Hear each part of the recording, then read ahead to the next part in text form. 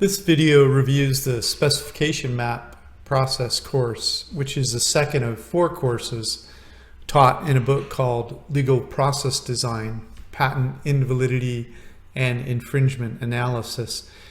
Legal process design is defined as the orchestration of resources to produce well-defined, high-quality deliverables according to repeatable, trainable, and measurable and scalable processes. The introduction starts with a discussion of the qualifications of the author of the book, the intended lawyer audience, and how to use business design to eliminate risk.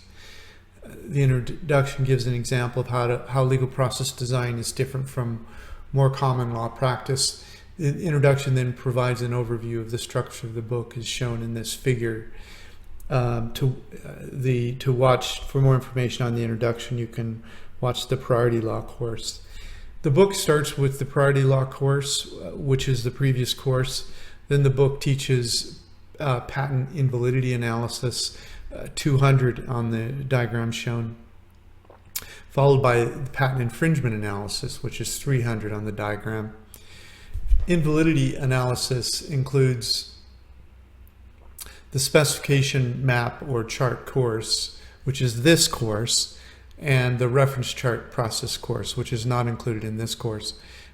The two search processes, 240 and 320, are not included in this book either because they would not be eligible for CLE. That would be more of a technical subject matter. Again, this course is the specification map course, and other courses are described in more detail on this webpage. Each course includes the process documents, including the law checklist, process steps, quality metrics, deliverable templates, and project plans. These are fully designed functional processes that have been designed to develop work product. It's not just an analysis of law, but it is law in practice. Remember, the book is intended to show you an example of legal process design. So the examples are intended to cover everything a new lawyer on your team would need to learn to perform these 4 design processes: priority law, specification charts, prior art reference charts, and infringement evidence charts. Not all team members will need all this information, but to be complete, the design includes it. Again, the course covers only the specification map process section of the book, and that's what we're discussing here. With respect to Pareto analysis, or the 80-20 rule, legal process design, in Pareto analysis, also called the 80-20 rule, you select 20% of the issues expected to come up over a defined set of cases that generate 80% of the benefits available to your client. This is why you need an expert lawyer overseeing the process. The expert lawyer needs to monitor the process and issue spot the issues not covered in the process that provide the final 20% of the benefits to the client. For that level of patent law knowledge, use tools like Chisholm, Westlaw, and Lexis. These processes are scalable because they focus on a subset of issues that arise most often and provide most of the benefit a client will get, and it's a good jumping off spot for a team and for newer lawyers to begin to be able to perform these processes. Okay, this is section 2 of the book, Specification Chart Process course, and it starts with chapter 17. We left off at chapter 16 in the previous, and it introduces the spec map, explains. This time we have the process documents on top, and then we go down and describe how to use them.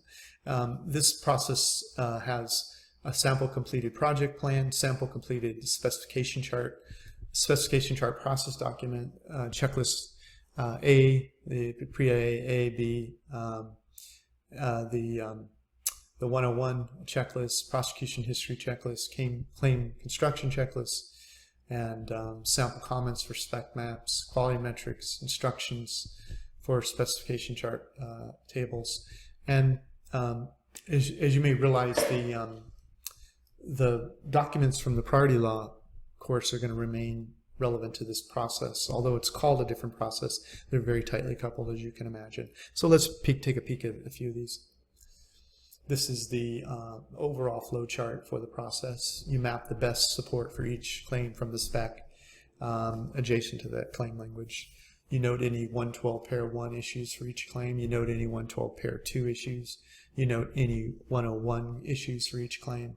Note any prosecution history concerns, whether it's argument or amendment estoppel. You set search date, construe meaning for each claim, and then verify quality and submit for internal review. The setting the search date is what you're going to use to go find the references, which is in the next process. As you can see, there's 29 chapters, and we started at 17. So there's 12 chapters added in the spec map course. And then we're at the bottom now, where specification chart process documents. Sample completed project plan, you just have deliverables here, the project plan, specification chart, prosecution history, and PDF, marked up claims, search summary, prior art references, and reference chart. This is a prior art project for a invalidity analysis. The reason you know that is it has dates for a reference chart. So it includes a spec map, priority law, and the reference chart. Here's the sample completed specification chart. It has metadata about the application, the abstract title. It has claim search dates. It has inventor information. It has family tree, examiner's reason for allowance, issues that weren't able to be dealt with. Here they're saying, look, we need a translated Japanese application, verify they haven't added new matter when they domesticated it in the US.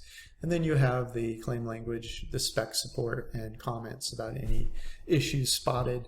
We use a color coding here, red to red, green to green, blue to blue. It's saying this is the part of the spec, if you will, that's supporting this part of the claim language. And it saves the lawyer a little bit of time from doing that hunting to see where the spec support is. And then on the right here, you issue spot any issues that you saw. Here we have an issue spot. It says the specification does not describe how the global positioning information is translated into the on-the-ground street being traveled, nor the algorithm for storing and retrieving this information on a real-time basis. This means for functional language monitors the transport route of the vehicle based on the measured position. Does not appear to be properly supported by the specification because there's no disclosure of an algorithm implementing the functional language. So that's an issue you definitely want to spot in a means claim. And so that's the example spec chart. In this case, the supervisor or lawyer only asks for claim 1 to be mapped. They may ask for all the claims to be mapped. That's a negotiation between the lawyer performing the process. Here you have a sample diagram, and then you have the specification process document. And this is telling you what the inputs are. The patent number, outputs are project plan, spec map, prosecution history, and marked up claims. Here's the documents that you use in the process: specification chart, issue checklist, 112, pair 1, pair 2, 101, flow chart, claim construction checklist, prosecution history checklist, blank specification chart template, example completed specification chart table, instructions. That teaches how to populate the metadata and quality metrics. And so these are the process documents. And they're all here. It's an example, it's a real life process that you can run. And it goes on quite a bit actually.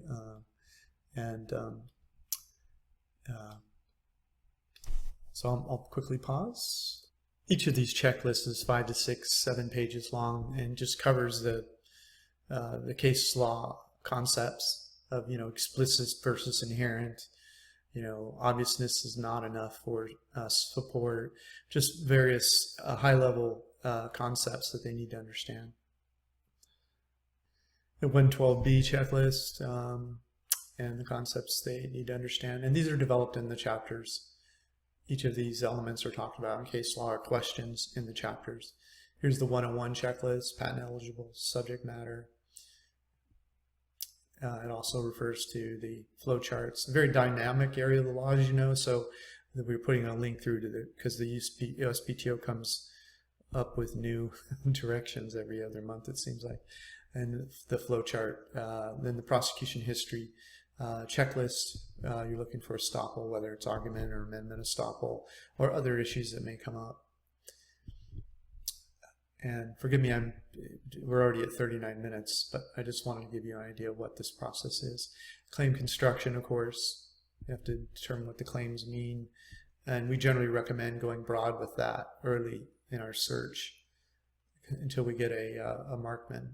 And then sample comments that you can put in the right side column, you know, if you have an explicit support problem, an inherency issue, an obviousness issue with respect to the written description. These are sample comments or the main types of issues that you might expect to come up in an analysis. Then there's quality metrics, you know, where the table fields is the blank specification chart populated according to the specification chart table instructions. Was the search date for each claim properly set under pre-AIA or AIA law based upon the collected evidence? And so you go through as a supervisory lawyer and you rate the work. These are the instructions for the metadata. It tells them where to go get things, what to put in. And so it's a defined process. And all the case law and the reading materials that makes them understand what's there is all included in this. And then we invite you to join and enjoy this course.